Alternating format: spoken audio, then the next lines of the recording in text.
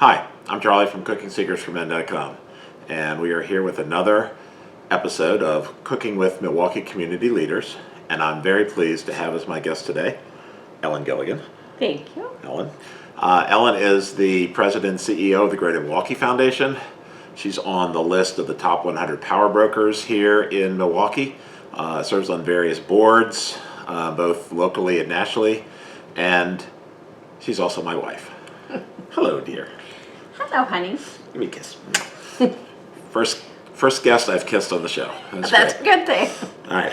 So, we'll talk about Greater Milwaukee Foundation and the great work that's being done in the community in just a little bit. But I've been trying to get you to come on to the show for quite a while. First, you broke your wrist back in January, and then, so you didn't have to come on the show. And then you left the country and went to Italy, so you didn't have to be on the show. Oh, I guess I was with you, wasn't I? Yeah. Okay. I don't think it was all about not being on the show. I'm very happy to be here. So let's just move on. Well, you don't like to talk about yourself. You like to talk about the work that's being done. You like to Yes. talk about the effect in the community, but patting yourself on the back is just not your style. So let's talk a little bit about your upbringing. You're a fourth generation Cincinnatian. Yes. And our boys, we have two sons, who are fifth generation Cincinnatians. So talk a little bit about your upbringing, where you were born and raised, and how that kind of shaped your path forward. Well, as you said, I was born and raised in Cincinnati, and I was a fourth generation Cincinnatian.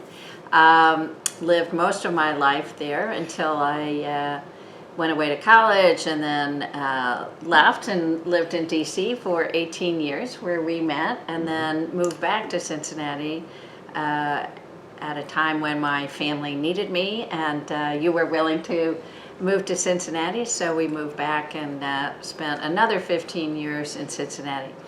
I am amazed at the similarities between Milwaukee and Cincinnati. The culture, the dynamics, the volunteerism, the love for the community, and the issues that are facing both communities are very similar. So I feel right at home here. And even though I am a fourth generation born and raised in Cincinnati, I have Milwaukee roots. My mother's father, Ed Dixon, was born and raised in Milwaukee and graduated from Marquette in 1902, was the captain of the football team in 1901, and moved to Cincinnati to attend law school. At that time, it was he went to law school at the YMCA at night. So my upbringing was really about community service and public service. It is absolutely in our DNA as a family. My parents were both educators and teachers, and spent half of their lives in public service or in volunteer service, and half of their lives as educators. Okay. I was going to ask you about your parents. They both had an effect on you in a positive way in different ways. So your dad was in public service, your mom was a teacher, and they both instilled upon you, or in you, the need for public service, volunteerism, looking for the betterment of our communities. Yeah, absolutely. It is something that I grew up with. We used to sit around the dinner table, and my dad would read to us from the newspaper and talk to us about policy and public events. And my mother was an ardent volunteer for a number of nonprofits in the community. So I really learned about the nonprofit community due to her service. So before you got into the world of philanthropy, you had a series of diverse jobs. I think that's a kind way to say that. You worked as a harbor master in Leland Harbor. Uh-huh. You worked as a hotel personage. Yes, I worked as a hotel maid at a ski resort, and then in the front office taking reservations. Waitress and bartender, various places, picking asparagus, and then probably, because you tell the most stories about it, probably your catering business that you had with your good friend Arden, also in Leland, Michigan. So which of those would you say you was your favorite? Well, they were all so different, but I think that each of them, everybody's jobs, particularly early in life, teach them a variety of things. So you talked about a number of jobs related to service, bartending, waitressing, picking vegetables at a local farm, working as a maid in a hotel. All of those jobs taught me about how important service is and how important service workers are. And I actually think that everyone ought to spend some time in the service industry, because I think it teaches you a lot about yourself, and it also teaches you how to be grateful and supportive of those who serve us each and every day. So Father Tim Kitsky was here recently, and I quoted you with exactly what you just said, because he said he was a waiter and a bartender in his college years, and he said, everybody should be should have to serve at some point to understand what it is to be on the other side. Absolutely. So that's I totally agree with that. Great point. So we met 30 years ago, 1990, in Washington, D.C., as you mentioned. You were working for United Way of America in D.C., in Alexandria, and we met on a blind date. Yep. No less. So it's a story for another day. And we're still together. That's right. 30 plus years later. But I think you enjoy the local work a lot more than you get more out of the local connection. Greater Cincinnati Foundation, 15 years here in Milwaukee for 13 years now, and you were at United Way America, which is now called United Way Worldwide. Yes. So talk a little bit about that, and is that an accurate depiction of your view of philanthropy? Well, so there is a through line with my career, having left the service industry. So my real experience, my real learning began working for LISC, working in under-resourced communities all over the country, and in Puerto Rico, everywhere from Puerto Rico to the South Bronx to the Diné Indian Reservation to rural Alaska, and having had that experience both nationally and at United Way Worldwide, then I think the opportunity to work locally and to apply what I think were some of the lessons I learned along the way to a local community, as I did in Cincinnati and now I'm doing in Milwaukee, really was the best of both worlds, because having the experience, having to understand how local communities work in different places, but the commonalities of what communities are facing and how they have approached some of the opportunities and challenges is something that I think I bring to this role, and something that I really cherish about my time in philanthropy. So let's talk specifically about the work at the Greater Milwaukee Foundation. Got a lot of big projects going on. So just talk about what you're doing there, what's going on, and how that's affecting our community in a positive way. Well, we like to say at the Greater Milwaukee Foundation, 107 years of philanthropy has impacted this community in so many ways in this region. We are, I think, a first choice for community philanthropists over this 107 years. We like to say that the Greater Milwaukee Foundation is where Milwaukee comes together to address philanthropy. And I think you mentioned some of the work that we've been doing recently, and it's really over the last decade or more, building on the work that the foundation had done, for its previous 100 years.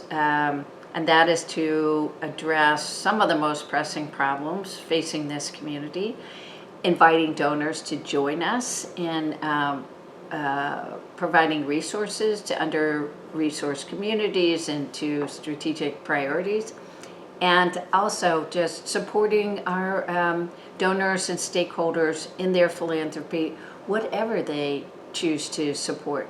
Because we like to say at the Greater Milwaukee Foundation, our donors have supported everything from the arts to the zoo and everything in between. And everywhere you look in Milwaukee, our donors have made a significant contribution to healthcare, to education, to the arts, to the zoo, and we will continue that. At the same time, the Foundation's board made a commitment to centering racial equity as our North Star. And we are using our resources, our platform, our communications to really focus on some very significant issues. Well, the Greater Milwaukee Foundation is certainly making an impact in our community in a positive way. And so I know the work that you do is not trumpeted enough, but it is greatly appreciated. So we have two boys, Luke and Carlo. Why don't you talk a little bit about our two sons? Well, they are our pride and joy. We are so grateful and thankful for our two sons. Our 30-year-old son, Luke, lives in St. Petersburg, Florida, and our younger son, Carlo, and his partner, Mary, live in Santa Fe, New Mexico. Too far away for a Sunday dinner, but we're very happy and pleased that we have set them off with wings to fly. Like them to come home to roost a little more often, but very proud of our sons. And also great places to visit, Santa Fe, New Mexico, and St. Petersburg, Florida. So. And while we're on a cooking show, they're both terrific cooks, too. They are. I have excellent cooks. Speaking of excellent cooks, you are an excellent cook. You are as good a cook as I am. I just have more time to yap on YouTube, and I'm retired, so you work, I'm retired, I cook more. But you are and an I excellent get cook. to benefit. So the idea for this show here, Cooking with Milwaukee Community Leaders, was actually your idea spun off of the show Selena Plus Chef, which is kind of a goofy show on, I think, HBO Max, where Selena talks to world famous chefs, and then the chefs help their cook remotely, and then towards the end, Selena says, "So, tell us about your charity, your nonprofit, your foundation, whatever." And so you said to me, "Well, you could do that." So, with that as a backdrop, and thank you very much for this idea, because it's been a lot of fun doing it, meeting all of our various community leaders. What are we making today? We are making lemon curd tarts. So one of the, you haven't had a lot of dessert makers on your show yet, and some people are, well, there's so many desserts, but some people are really chocolate people. You're a real chocolate person. I love lemon, and since we just came back from Italy, where in the Sorrento region, lemons are king and queen, I chose a lemon dessert. Very, very easy. One of the things about cooking secrets for men is how can you do something easy using shortcuts and produce a lovely finished product that is not difficult, not time consuming, but will impress your friends. So I have picked lemon curd tarts to make for our show today. As Ellen mentioned, we just got back from Italy, and we were in Sorrento, which is the home of Limoncello. So I think we might have to have a little limoncello while we're trying our little lemon tarts. So let us get a chance to set up. I'll be back in just a minute, and thank you for doing this. Thank you for having me. All right. I'm glad I finally made it. Thanks. All right, be back in a minute. All right, so we're ready to go. We have our ingredients there. So Ellen, take it away. So today we're making a lemon curd tarts. So there are multiple ways that you can do this. You can buy pre-made shells, both tart shells, graham cracker crust, and pie shells. both gluten-free.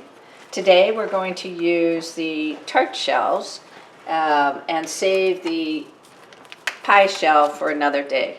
But this is another example of easy, easy, easy, and a way to bring a lovely dessert forward quickly. Okay. So the basis for the lemon curd tart is whipped cream and jarred lemon curd. This is from Stonewall Kitchens. There's lots of people who make it. You have to look for it. Sometimes it's in the cooking aisle, sometimes it's in the jelly aisle. It just kind of depends. So you need me to open this? You could open this too. Ah. I always have a problem with those milk cartons. Did you have a problem with them in school? I did. There we go. So heavy whipping cream, and apropos of my story about our catering company, I'm hoping that we're not going to make butter out of this whipping cream. But so you start by whipping the cream stiff. All right, so it looks like it took a couple minutes and looks great. So what we call stiff. So what's the next step? So Do I get to lick the beaters? not right now. Okay. So as you said, you want to get the cream to a point of stiffness. Can you release those for me? Oh, we're going to use the whipped cream that's on the beaters. Waste not, want not. Now can I lick them? Now you can lick them. Okay, great. And since the lemon curd is heavier, that is really why you want to have the cream stiff. So the next step is to fold in the lemon curd into the whipped cream. I also like to add a little lemon zest, which really puts a little punch in the lemon taste. I think I get to be the zester. So we're going to fold this, and you'll probably add some more from the other jar. Yeah, I think so. I know. So one of the things about folding is that you're not mixing, you're trying to keep the lightness of the whipped cream intact. So you scoop from the bottom where the lemon curd is and try and mix it in without disturbing the lightness of the whipped cream. Let's see if we can get more out of this jar and whether we need more. You could be the taste tester, Charlie, to see whether it's lemony enough and whether we need more I can do that. curd. Well, I just grabbed some lemon.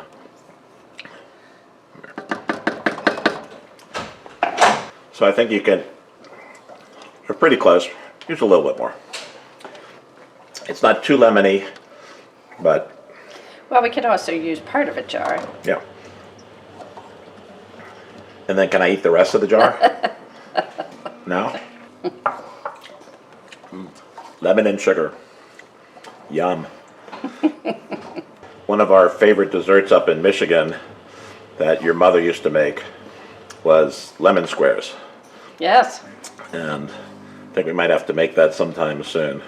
I was just thinking about that this morning. Lemon squares and brownies. You always knew when the family was gathering because there would always be a big batch of lemon squares and brownies in the fridge or in the freezer that my mother had. All right. Ready for some lemon zest? Yeah, that'd be great. All right, so I'm going to zest my plain.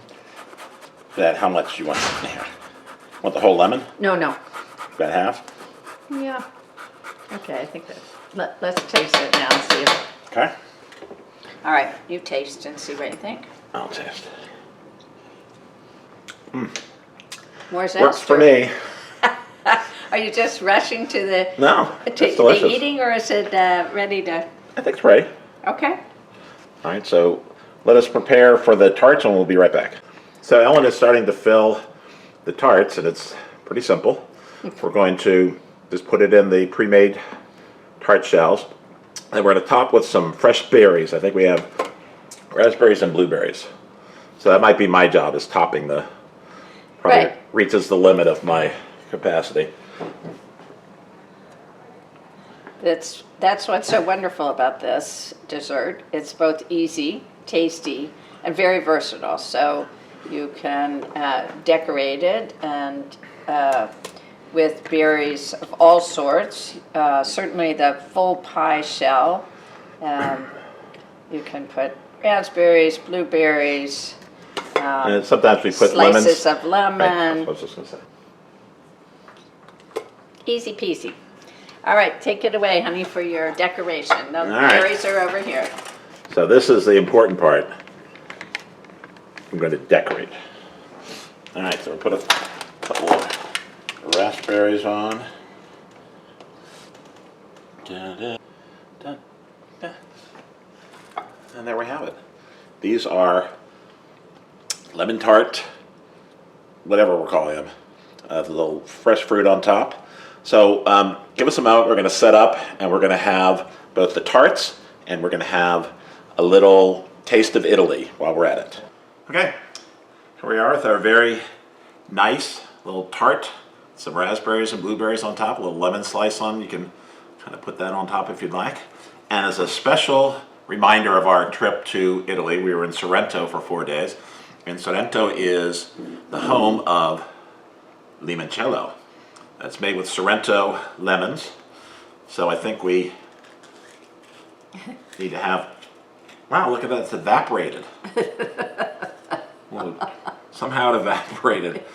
So I have a little chilled limoncello with our dessert. I think I had about, I don't know, 20 of them in the 4 days I was there. Antonio, the bartender, as soon as I walked in, says, limoncello?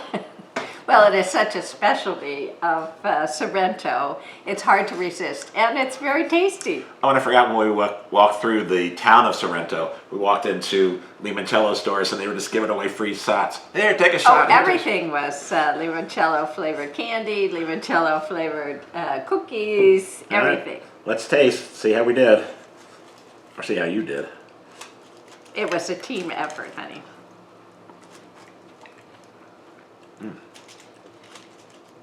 This is always good. But you know what makes it perfect? Salud. Salud. Chin chin.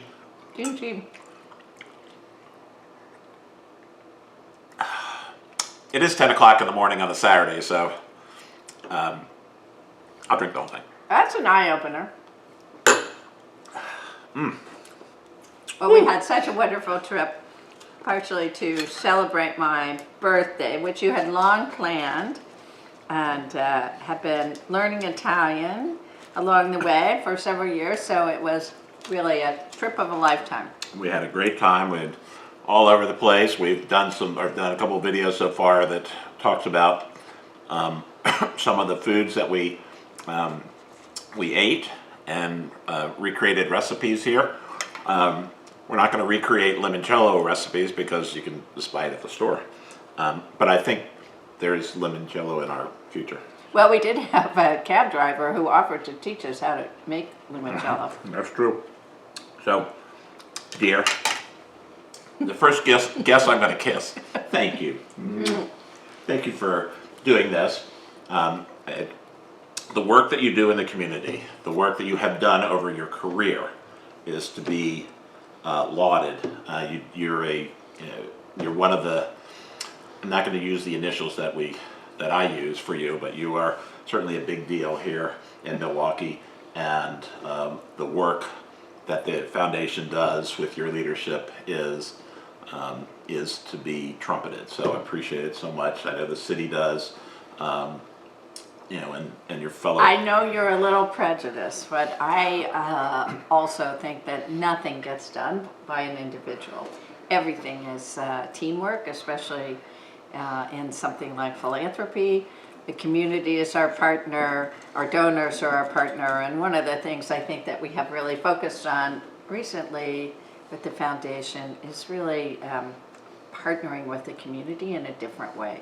Right. And so it's all about teamwork. We are greater together, as we like to say at the foundation. I mean, your Thrive On project in the city, that's a partnership between the community and various other nonprofits and the foundation and the residents. Right, it's the partnership of Thrive On, the collaboration is 3 partners, the Medical College of Wisconsin, the Greater Milwaukee Foundation, and Royal Capital, who is the developer.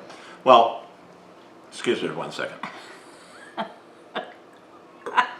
Oh. Is this what makes you light and breezy in these conversations? That's right. Well, you know, just it's after 10 o'clock now. It's probably at 10:15. 5 o'clock somewhere, That's as they 10:30. like to say. That's 10:30. You can have it anyway. So thank you for coming. I really appreciate you and all the other community leaders that come in and talk about your work in the community, and then we get to eat something good. So, Well, I appreciate you. I appreciate all the support that you've given me over many, many years. well, thank you. All right, so we appreciate everyone's support out there. Please like and subscribe. Check out some of our other videos that have community leaders in them. When they cook something here, they talk about their work in the community. It's very inspiring in many ways. It's interesting. The people get to talk about themselves as a human being as opposed to a position. You're the president of something, but you get to talk about your kids. You get to talk about goofy jobs you had growing up. So I appreciate the opportunity to talk to some of the leaders here. So as always, thanks for watching.